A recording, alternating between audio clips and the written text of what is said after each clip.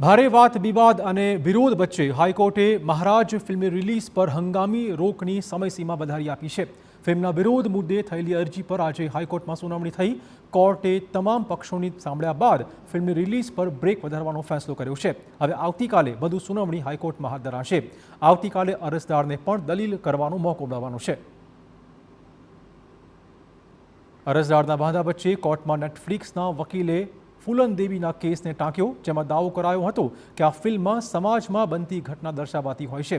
તો ફિલ્મ નિર્માતા કંપનીઓ પણ પોતાનો પક્ષ રજૂ કર્યો અને સવાલ ઉઠાવ્યો કે પોસ્ટર અને ફિલ્મનું રિલીઝ અગાઉથી નક્કી હતું, તો ફિલ્મ રિલીઝ થવાના એક દિવસ પહેલાં જ કેમ કોર્ટમાં લઈ જવાઈ આ ફિલ્મને?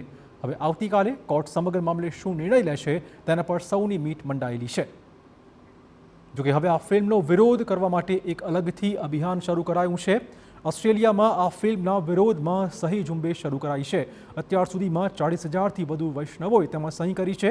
આ ફિલ્મને ક્યારેય રિલીઝ ન કરવા દેવાની માંગ સાથે આ ઝુંબેશ ચલાવાઈ રહી છે।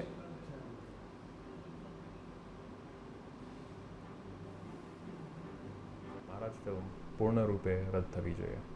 આ ફિલ્મમાં આપણા ગુરુઓ, આપણા વેદો અને આપણા ગ્રંથોની ખોટી રીતે રજૂઆત કરવામાં આવી છે। આ ફિલ્મ ફક્ત વૈષ્ણવ જ નહીં પરંતુ પૂર્ણ સનાતન ધર્મની લાગણી અને ભાવનાઓને દુખાવશે, જે સહન કરવાની શક્તિ આપણા કોઈમાં નહીં હોય। આથી અમે નિરોધ કરીએ છીએ કે આ ફિલ્મ કોઈ પણ પરિસ્થિતિમાં દર્શાવી ના શકાય અને એનું રિલીઝ સંપૂર્ણ રૂપે રદ થવું જોઈએ। તો ગુજરાતમાં પણ ઠેર ઠેર આ ફિલ્મનો વિરોધ હવે શરૂ થયો છે। વૈષ્ણવોએ ભેગા મળીને આ ફિલ્મની રિલીઝ જ અટકાવવાની માંગ કરી છે। હાઈકોર્ટમાં આવતીકાલે આ કેસની વધુ સુનાવણી હાથ ધરવામાં આવશે। વડોદરા શહેરમાં પણ વૈષ્ણવો ભેગા થઈને આ ફિલ્મનો વિરોધ કર્યો હતો।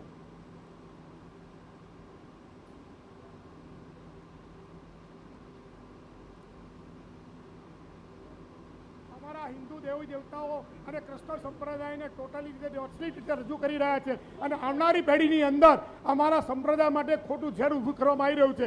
એ બચાવવા માટે અમારા સંપ્રદાયને અને પુરુષની સંપ્રદાય અને સનાતન હિન્દુ ધર્મને બચાવવા માટે અમારી આ રેલીનું આયોજન છે અને અગાઉના કાર્યકરો આનાથી બી જલદ થશે। તો આના માટે જો સરકાર જાગૃત નહીં થાય તો હિન્દુ હવે જાગૃત થઈ ગયો છે અને હવે પછી આ કોઈ પણ વસ્તુ સાખવામાં નહીં આવે।